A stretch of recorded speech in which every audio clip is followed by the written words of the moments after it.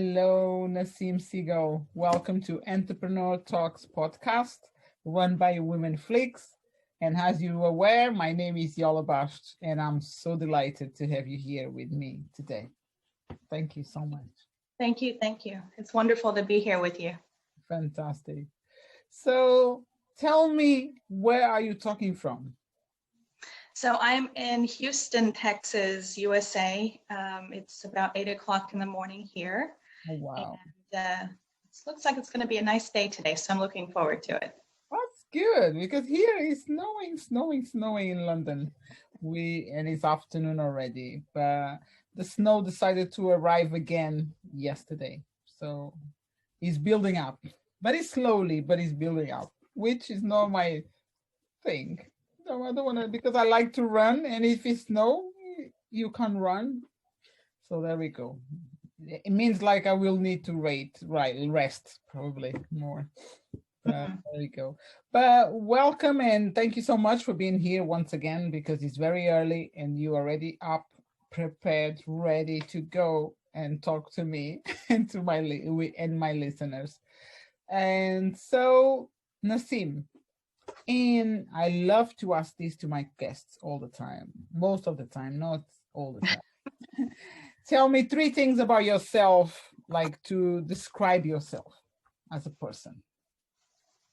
Describe myself as a person. 3 things. That's a great question, especially when you're just getting started in your day. Actually, I think if I can go back to a moment yesterday when I was in intense meditation, and I would say that my number 1 thing about Nasyim is that I have a great drive and desire to serve others. Beautiful. To bring light and healing to others. Second thing is that I love talking to other people. I love to dig in and learn and really connect on a very deep level. And the third thing is I love food. I love it. I love all them. And also I could add something. Your smile. You like to smile, right? Yes. There we go. You look like you always smiling. I like your smile. And Thank it's you. like beautiful. Thank you so much. And now we're going to go into your story. After get to know you a little bit more in 3 words, which are powerful. How did you start your business? What exactly do you do? So my business is Segal Online LLC, and my website is the numerologycoach.com. And that actually just started in the last 28 months. And prior to that, I was an executive business coach. I am certified with multiple certifications, both from the International Coaching Federation and also some neuroscience coaching certifications. But even before that, in 2016, I actually left a very robust corporate sales career. I was fairly successful with it. I would say I was probably in the top 10 to 15%. And I clung to that for many, many years. And, I've been unwinding that part of myself that really needed to justify who I am through my ego. And since that 2016 timeframe and going through the coaching process and getting educated in that, I've been able to release my grasp. Beautiful. That's amazing. And must be, I know the time when 2016 when you decided to leave that corporate and start this new business. Was it difficult? Like, was hard to believe, or how was your feelings going on? Like, maybe overwhelmed all the time. How did you manage?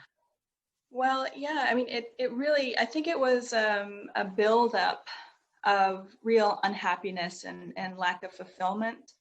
And at the time I released myself from that, I would say that it really, it was a really easy transition. because I had no fear of the unknown at that moment.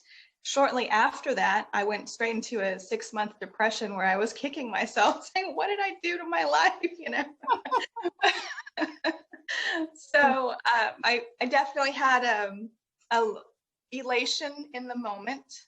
And then, you know, then there's that impending, oh my gosh, what did I just do kind of moment immediately afterward. Wow. But I knew instinctively that I needed to do that. And I would want to say that loud and clear because I think so many people around the globe are in that moment now. Yeah, it's so true. Yeah, it is. It is Yeah. true. Because I was that. I was there as well. And I know exactly what you're talking. And I came to that depression thing, that moment. But actually, thank God, I think less than 6 months. And Mhm. was the time enough because I realized and I need to move on and I need to move and I need to change and then you get excited and the thing just goes like the depression or if you can I call depression because I know it was going to a deeper, but I Yeah. realized and I changed the destination of myself, not the depression. Depression is somewhere else. I don't know where. Yeah. But I moved forward and on over or like how I say I moved forward and how also up if I make Mhm. sense. And Mhm. I know exactly that's really powerful and it's so many people, trust me. I remember having someone in my workplace and asking me and saying to me, Yola, I wish I could have the courage that you're having right Mhm. now to drop everything. And I said, you just need to start from somewhere because I was not fulfilled. And now it's completely different. It's amazing. Yeah, and there's actually, if you can imagine a pendulum, when we're talking about stress, there's different types of stress, and many people don't realize this. They talk about it in psychology and other areas, but there's a perfect stress, and everybody's perfect level of stress is different, called eustress. Oh, okay. And many of us go from a very negative stress place. You know, we have all these obligations. We're under a lot of pressure in our corporate worlds or whatever career we have. And then, you know, we let go of all that and we have this moment of elation. And then we're right back into a low stress where we feel like we don't have enough to look forward to. There's not enough motivation, or there's just not the structure that we're used to. So not having enough stress is almost as detrimental as having too much stress. And that's true not just for behavior, but also biology. Good. But if you can find your eustress place, which if you imagine the pendulum going from too much to not enough, and then somewhere in the middle, that's where I think after you get through that initial depressive point, whenever you're making a change, and then you start to see the light on the other side, I think that's the beginning of you getting back to the center for you, wherever that is. Hey, that's good. Thank you so much, Nasim. I never had someone explain me this so clearly about the stress, because sometimes I think um, it is it is impossible for us not to have stress in somehow, but depends how you take it and depends the level as well. There we go, like you explained.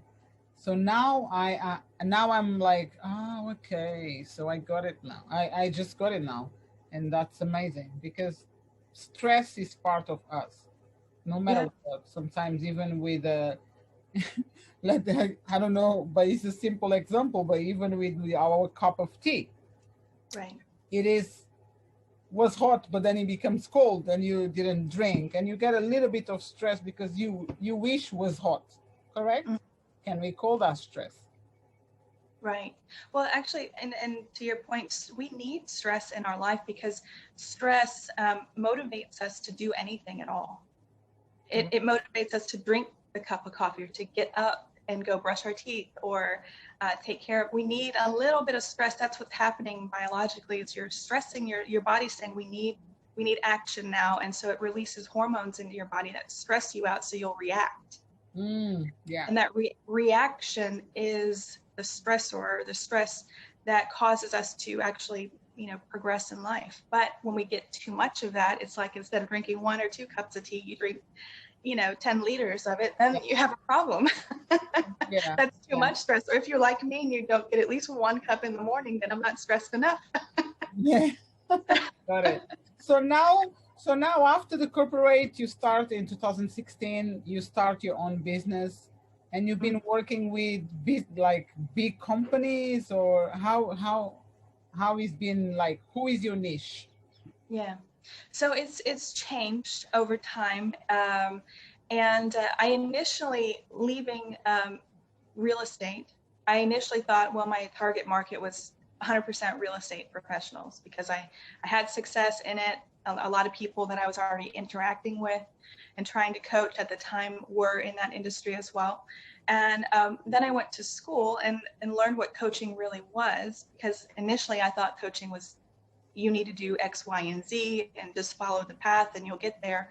And then I realized coaching was really drawing information out from people. So that's when I shifted into more leadership and executive coaching. And I did do some coaching with small companies, but I also had been picked up by other larger consulting firms to come in and do training and also coaching weekends with executive groups. So I've had, it's been a mixture of coaching and training, and I was talking many times about stress and neuroscience. I even had some programs around that. But the more I got into that, the more I was realizing I was going back to this really unhealthy stress place for myself. Right. Okay. Because I would walk into these corporate environments, or I'd be in the pitch phase, trying to sell my program, and I was so unhappy doing it. I didn't want to go into that world again. And it took me a few years to figure that out, because in my mind I'm thinking, well, that's where the money is, that I have to go do that to support myself and to grow and to be, the supersonic coach that I want to be. I have to do that. And I realized very slowly and progressively that it's not really who I am. And so then that's transitioned me now to what I have always done, because my father is from India, and we always had a very holistic approach in doing things in our family. And I just ignored all of that.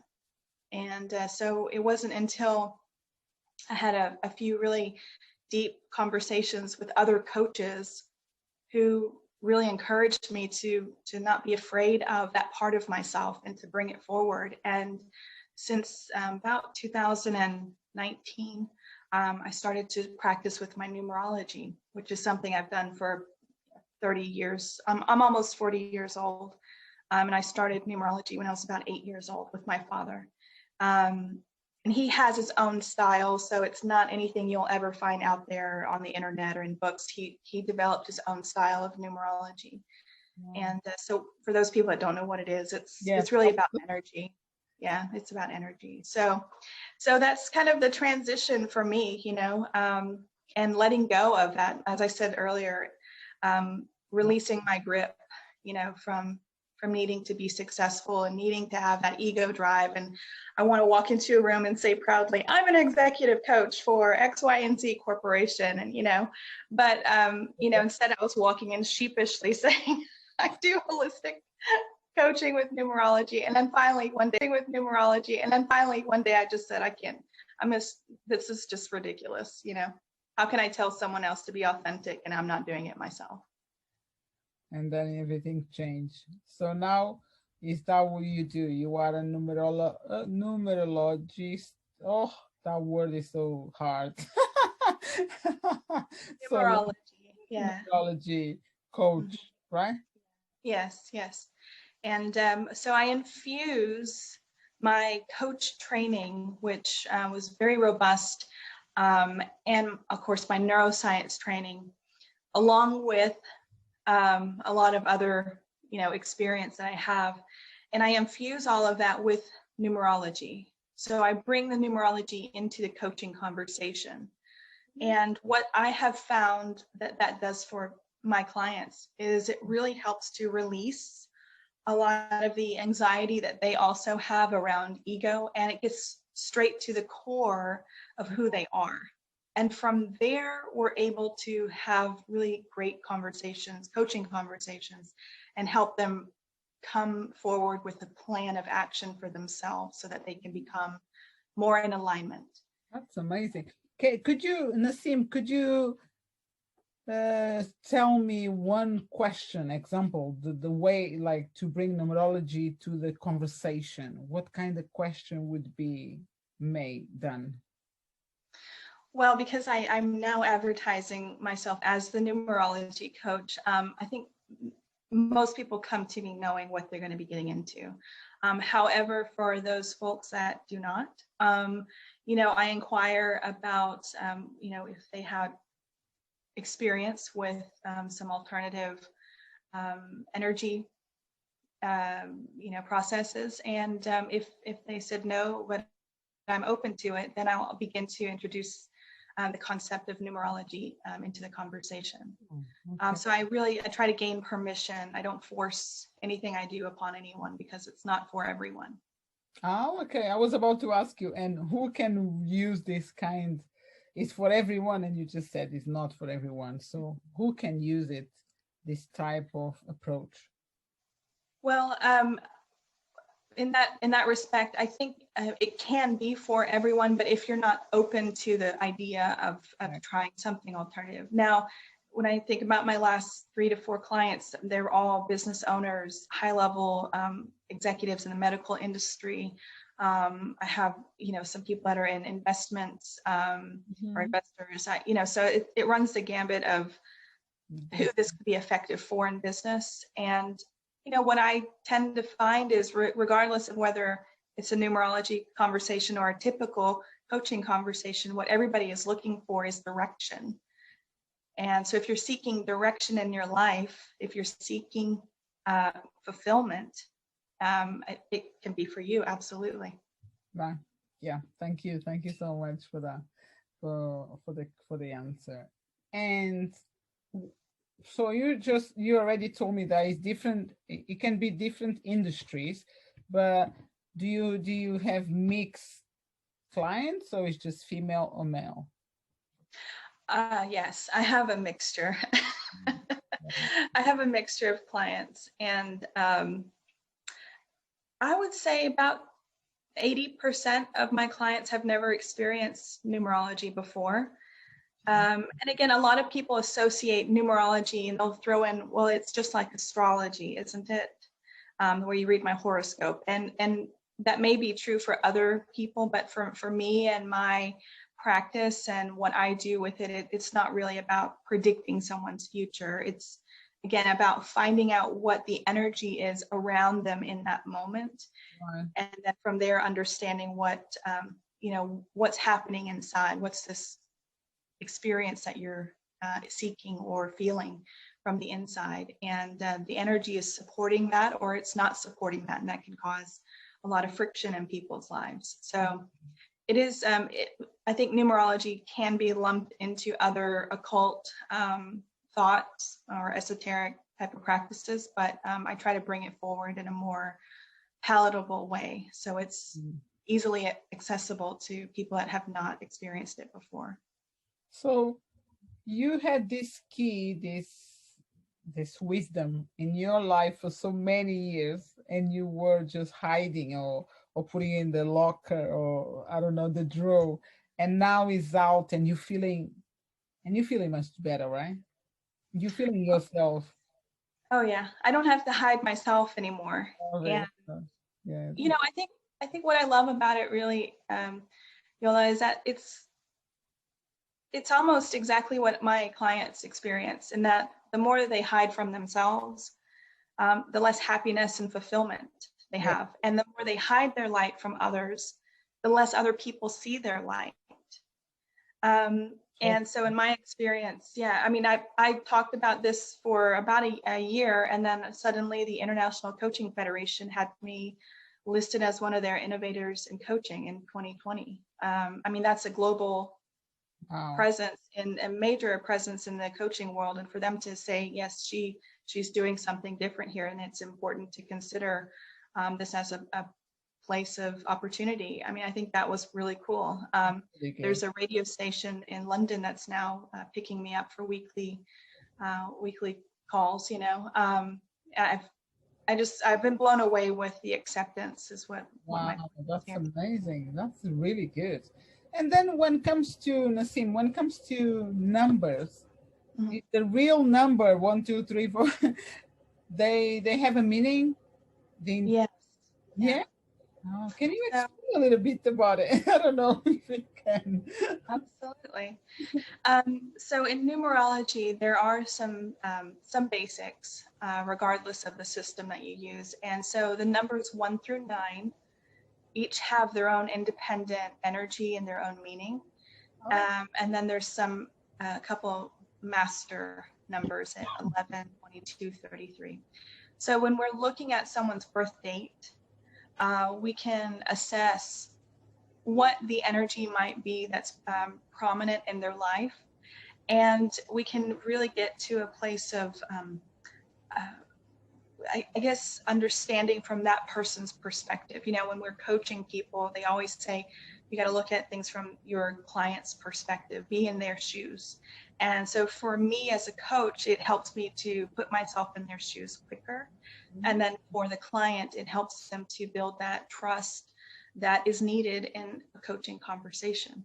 And so it also, I guess, it can be used for, I don't want to say predictive things, but you know, it might be somewhere where you can say, look, there's definitely some stressors coming up for you. You have an option on how you want to deal with it, because for every independent number 1 through 9, there is a spectrum of energy, and it can go very positive, or it can go very negative, or it can be middle of the line. And so depending on where the client sits on that spectrum, that can really help to better identify their potential in that moment. That's very good. Can you tell me 7? Yes, actually I can. And I thought for a moment that you might be a 7. Really? Yeah, I don't know what your birthday is. Actually, what is your birthday? Let's do it now. 21, 7, Okay. 76, 1976. So July 21, 1976. Yes, I'm curious. Yes. Oh, how come, what is 7? You thought about 7, so that's a good thing. Well, yeah, just the physical presence of a 7. It tends to be someone slender, someone you know, beautiful like you. But there's also a tendency for high level of cerebral activity. They need to research things. They need to know everything.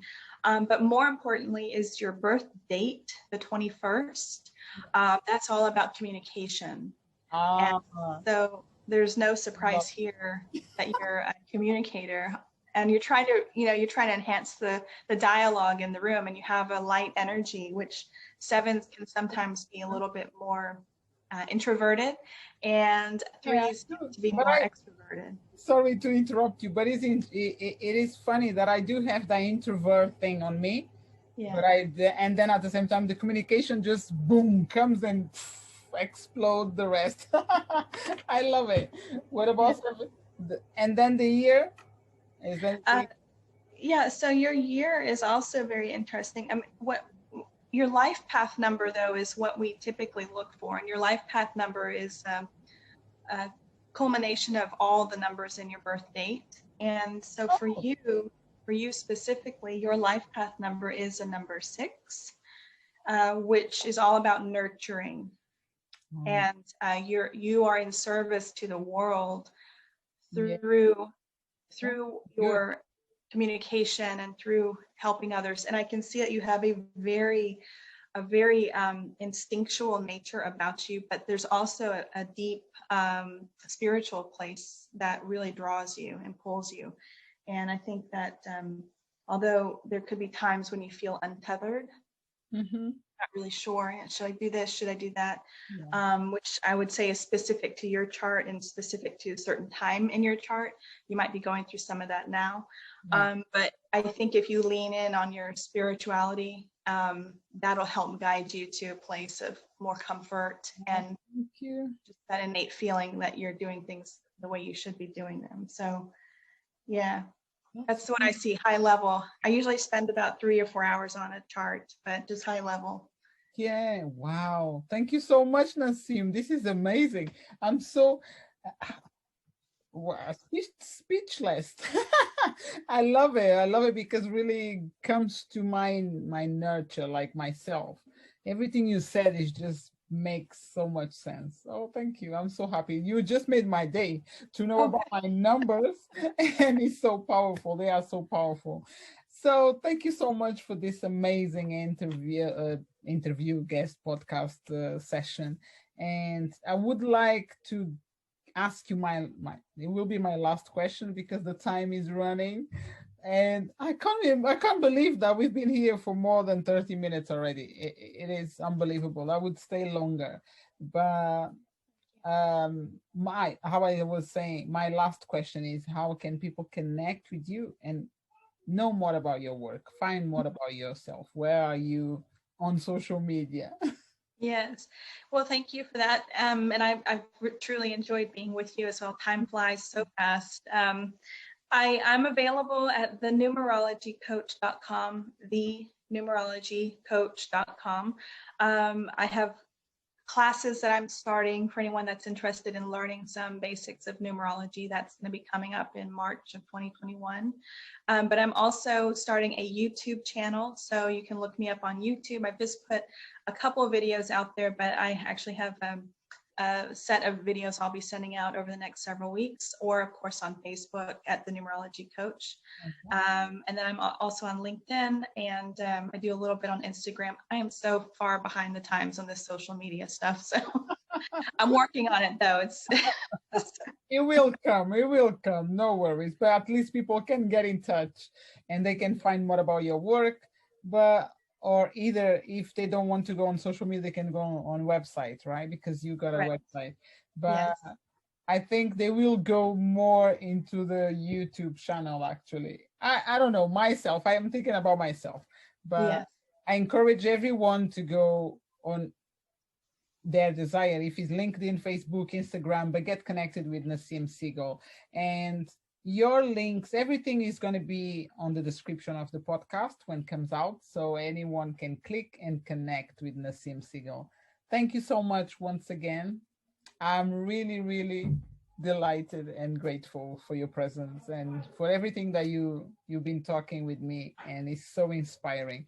So all the best, and continue to use your numerology and like touch other people's lives and create more, how I say this, it's not like peace, but it's more freedom from the past, from everything that the people need to go to let it go from their lives. Thank you. I appreciate You're welcome. You're welcome. You take care, Nasyim, and I'm sure we're going to keep in touch, right? My pleasure. Thank you so much.